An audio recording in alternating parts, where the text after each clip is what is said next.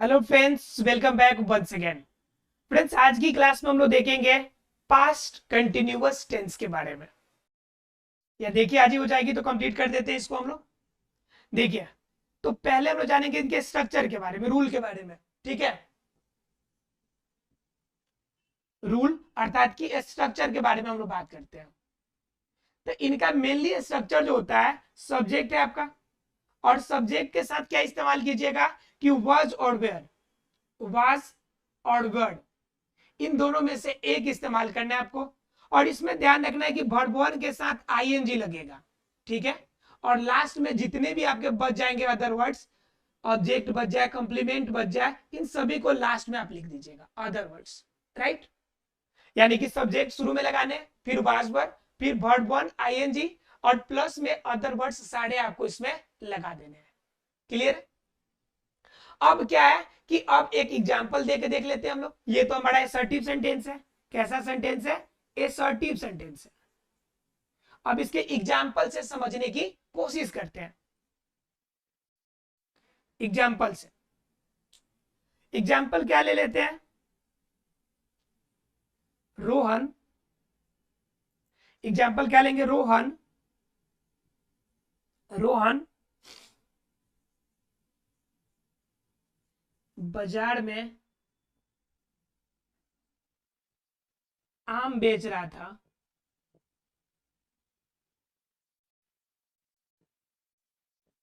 कि बारिश आ गई। कि बारिश यानी कि वर्षा आ गई। आम बेच ही रहा था कि वर्षा आ गई। ठीक है, आप इस सेंटेंस को पूरा जब बनाइएगा तो इसकी जरूरत पड़ेगी। हालांकि मैं आपको सिर्फ इसके सेंटेंस के पार्ट्स को आपको बताता हूं। रोहन बाजार में आम बेच रहा था, क्योंकि मेन पार्ट इसका यही है। लेकिन इसके साथ ये जुटेगा तो सेंटेंस का कॉम्बिनेशन तब जाके बनेगा, क्योंकि ये जब यूज होंगे ना, तो ध्यान रखिएगा ये सबऑर्डिनेटिव क्लॉज के रूप में यूज होंगे। किसके रूप में होंगे? यूज सबऑर्डिनेटिव। जब मैं क्लॉज पढ़ाऊंगा आपको तो उस समय क्लियर कर दूंगा आपको। ठीक है, तो कहता है कि रोहन बाजार में आम बेच रहा था। तो इसको कैसे बनाइएगा? पहले कह रहा है सब्जेक्ट देने के लिए, तो रोहन हमारा सब्जेक्ट है, तो पहले लिखेंगे रोहन। अब बात आती है कि रोहन के साथ वज लगाइएगा या वर्ड लगाइएगा। तो वाज कहां लगता है और वर्ड कहां लगता है, ये बात है। तो देखिए, वाज का इस्तेमाल आप वहां पे कीजिएगा जहां पे सिंगुलर नंबर हो। जहां पे क्या हो? सिंगुलर हो, तो वहां पे वाज। और जहां पे प्लुरल हो जाए वहां पे वर्ड का इस्तेमाल आप कीजिएगा। ठीक है, तो प्लुरल में क्या हो जाएंगे? जब भी कोई दो नेम हो जाए वो भी प्लुरल है आपका। ठीक है, जब भी मतलब दो या दो से अधिक हो जाए तो ये सभी प्लुरल हो जाएंगे, और उसके साथ आप वाज का इस्तेमाल कीजिएगा। वाज सिंगुलर में, वाज सिंगुलर, और आपका वर्ड किसमें? प्लुरल में। क्लियर है? ये दोनों केस आप ध्यान रखिएगा। तो रोहन क्या है? सिंगुलर या प्लुरल? तो रोहन तो सिंगल इंसान है, तो रोहन सिंगल है, मतलब क्या? सिंगुलर हो गया, तो इसके साथ क्या लगना चाहिए? वाज लगना चाहिए। तो वाज लगा दिया हमने। ठीक है, अब इसमें ढूंढना है हमें वर्ब। तो बताइए, रोहन बाजार में आम बेच रहा है, तो रोहन बताइए काम क्या कर रहा है? तो रोहन आम बेचे, केला बेचे, सेब बेचे, बेचने का ही तो काम कर रहा है ये। तो बेचना हमारा क्या होगा यहाँ पे? बेचना हमारा वर्ब हो जाएगा। तो बेचना का इंग्लिश क्या होता है? सेल। सेल होता है, और सेल के लास्ट में क्या करना है? आईएनजी लगाना है,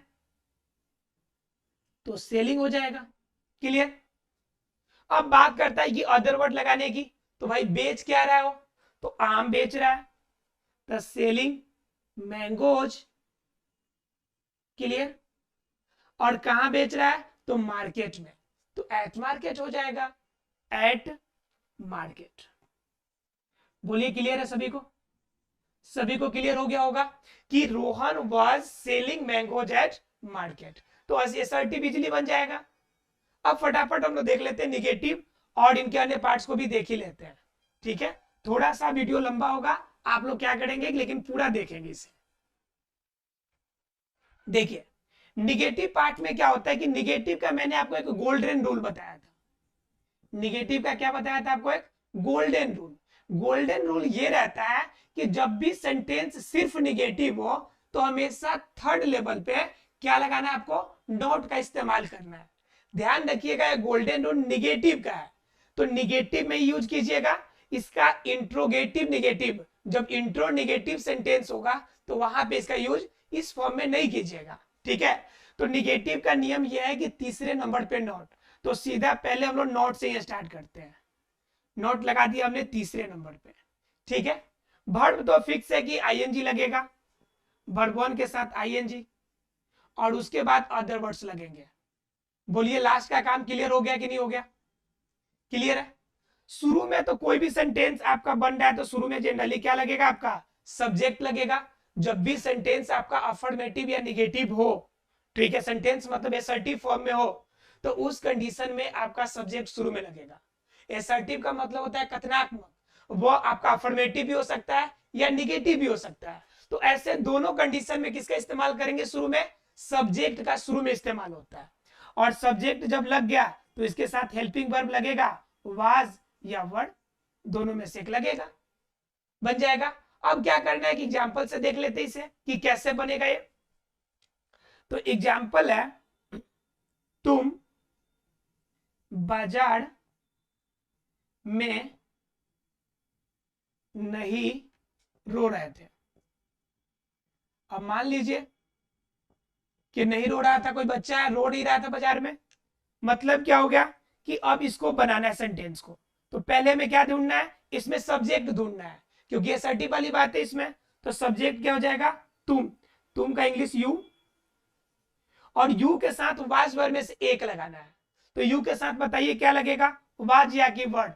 तो ध्यान रखिएगा कि यू एक ऐसा आपका प्रोनाउन है जो सिंगुलर में और प्लूरल में एक ही समान यूज होता है, लेकिन हमेशा हम इसे प्लूरल में मानकर चलते हैं।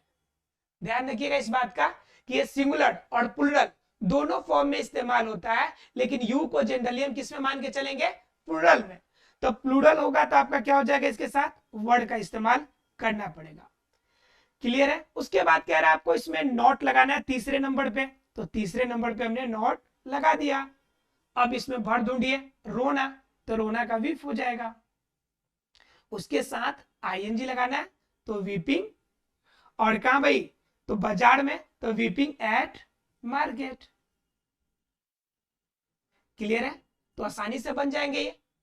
अगर ये बन जाएगा आपको तो फिर आपको इंटरोगेटिव में कोई भी दिक्कत नहीं होने वाला है। चलिए फटाफट हम इंटरोगेटिव की थोड़ा बात करते हैं। देखिए, तो अब बात कर लेते हैं किसकी? इंटरोगेटिव की। तो इंटरोगेटिव जब भी हम करेंगे तो इंटरोगेटिव में क्या हो जाएगा हमारा? इंटरोगेटिव में दो फॉर्म जाते हैं। इंटरोगेटिव में दो फॉर्म का मतलब, एक तो आपका क्वेश्चनिंग वाला होता है जिसमें शुरू में क्या लगाओ? तो हाँ नाम आंसर वाला, जैसे क्या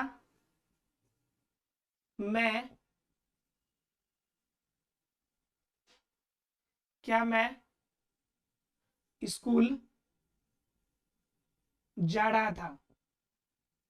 अब भाई आप स्कूल जा रहे थे कि नहीं, ये आपसे ज्यादा किसे पता होगा? ये तो आप ही को पता होगा कि स्कूल जा रहे थे कि नहीं। दूसरी बात आती है कि मैं क्यों स्कूल जा रहा था, मैं क्यों स्कूल जा रहा था। अब बात ये आती है कि आपकी पढ़ाई ओवर हो गई है, आप 12th में चले गए हैं, 11th में चले गए हैं, आप 10th वाले स्कूल में जा रहे हैं आप, तो फिर बात आती है कि आप क्यों जा रहे थे स्कूल। ठीक है। तो जरा देखिए सेंटेंस को बनाने का नियम क्या होगा हमारा। जब शुरू में क्या लगाओ, जिसका आंसर हाँ या ना में देना हो, तो उस कंडीशन के लिए आपको क्या करना पड़ेगा कि शुरू में आपको क्या करना पड़ेगा? हेल्पिंग वर्ब को बाहर निकालना पड़ेगा। तो helping verb past continuous tense में क्या लगता है? वाज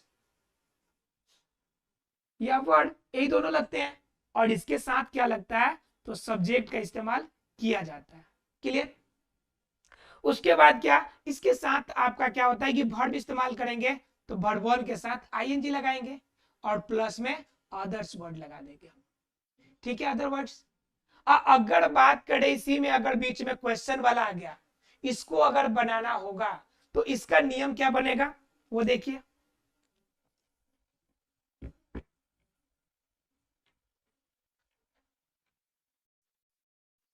इसका जो नियम बनेगा, पहले हमें क्या करना पड़ेगा? WH वर्ड, WH वर्ड, अब प्लस में वाज या वर्ड, अब प्लस में क्या लगा देंगे? सब्जेक्ट, और इसके साथ लगाएंगे वर्ब वन ing और तब लगाएंगे हम अदर वर्ड्स। ठीक है, ये किसके लिए हो जाएंगे? जब बीच में कोई प्रश्न पूछा जाए तब। ठीक है, तो पहले शुरू में हाँ ना वाला देखते हैं हम लोग।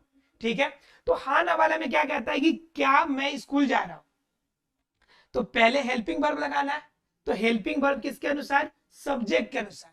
तो सब्जेक्ट हमारा क्या है? मैं, अर्थात कि आई। तो आई बताइए सिंगुलर है कि प्लूरल? तो सिंगुलर है, क्योंकि आई तो मैं अकेले हूं। तो उस कंडीशन में आपका शुरू में हेल्पिंग वर्ब वाज लग जाएगा। ठीक है, और वाज के साथ आपका सब्जेक्ट लगा दीजिएगा आई। उसके बाद कह रहा है वर्ब ढूंढिए, तो आपका जाना वर्ब है तो गो, और इसमें आईएनजी जोड़ दीजिए तो हो जाएगा गोइंग। और कहां पे जा रहा है भाई? तो स्कूल, तो गोइंग टू मार्केट। माफ कीजिएगा, स्कूल जा रहा है तो school, going to school. Clear है? अब बात आती है कि मैं क्यों स्कूल जा रहा था। तो देखिए बीच में क्यों आ गया वर्ड। तो क्या कहता है सेंटेंस हमारा कि शुरू में जो क्वेश्चन वाला शब्द आ गया WH वर्ड, उसको बाहर निकालिए। तो क्यों है, तो क्यों का इंग्लिश क्या होता है? Why, WHY why.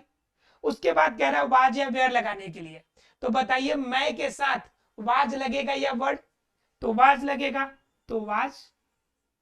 उसके बाद सब्जेक्ट कह रहा है, तो सब्जेक्ट हमारा क्या है? आई।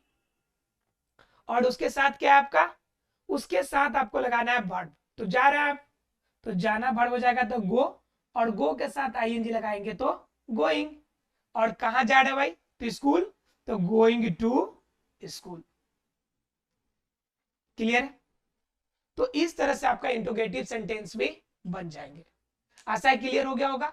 अब इतना देर रुक ही गया है तो एक ये भी बात जान लीजिए कि पास्ट कंटिन्यूअस अगर पहचानने में दिक्कत हो, अगर समझ में कुछ भी नहीं आ रहा है, तो उस कंडीशन में आप अगर हिंदी के शब्द दिए हो तो लास्ट में रहा था, रही थी, रहे थे, ऐसे शब्द अगर दिखते हैं तो ये आपका ज्यादा मस्ट प्रोबेबली चांसेस रहेगा कि यह सेंटेंस आपका पास्ट कंटिन्यूअस का होगा।